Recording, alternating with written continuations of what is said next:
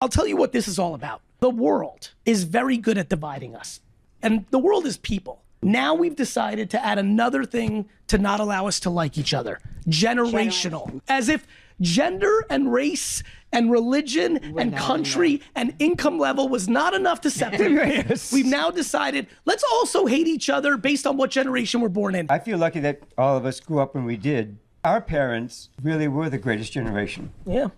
As if people haven't spent enough time trying to decide why we're not the same.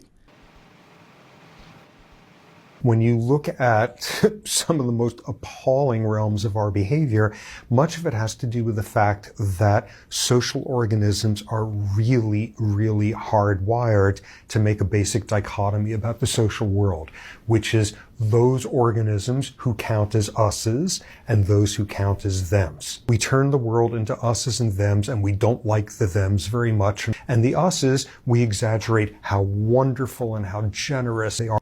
Mm-hmm. Right? Gender. Margaret, do you have to be at all careful of the way in which you, I was going to say, play the fact that you're a woman? Yes, if, for example, you refuse to go on and do a programme for very good reasons. They say, well, was it for emotional reasons? Men are very limited in their views about women, Jimmy. He might as well leave right now because he's never going to get it. Sex with you? What he's after. He doesn't want any sex with you. Well, that's all they're after. Old person like that's you? That's all they're after. Very limited indeed. These generalizations drive me batshit crazy. This is depressing as hell. Oh my God, we are hardwired to divide the world. We're manipulated within seconds as to who counts as an us as a them. But I guess the question for me is, why does it matter? Our ways of encountering the world are relatively segregated.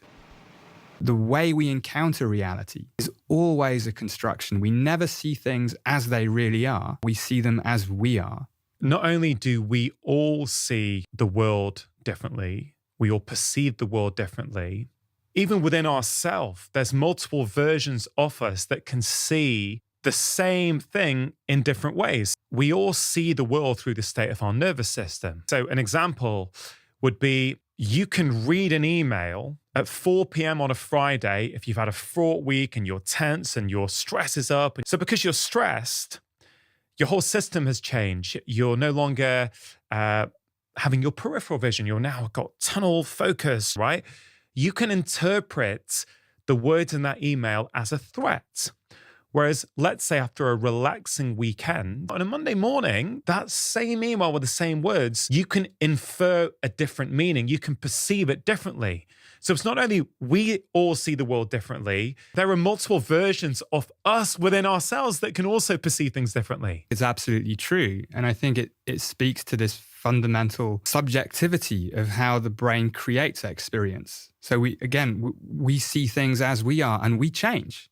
If we're stressed about something at work, we interpret what somebody says in a very different way than if we're relaxed. Interpret being the key word. The truth is not necessarily in the sounds that we hear, it's in the meaning that we make from them. It's really that way all the way through our experience. Even color is an interpretation.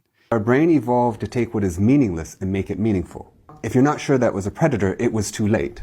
So your brain evolved to take this meaningless data and make meaning from it, and that's the process of creating perception. And then we hold on to those assumptions, and they become very stable. So how could we see differently? It's by engaging the process of creating perception. Well, the first step in that is to not just admit, but embody the fact that everything you do right now is grounded in your assumptions. Not sometimes, but all the time. Because if you don't accept that, then you'll never create the possibility of seeing differently. But questioning assumptions is incredibly difficult, because to question assumptions, to doubt what you assume to be true already, especially if that assumption defines who you are, is to do the one thing that our brain evolved to avoid, which is uncertainty. Try, really try. Try, really try.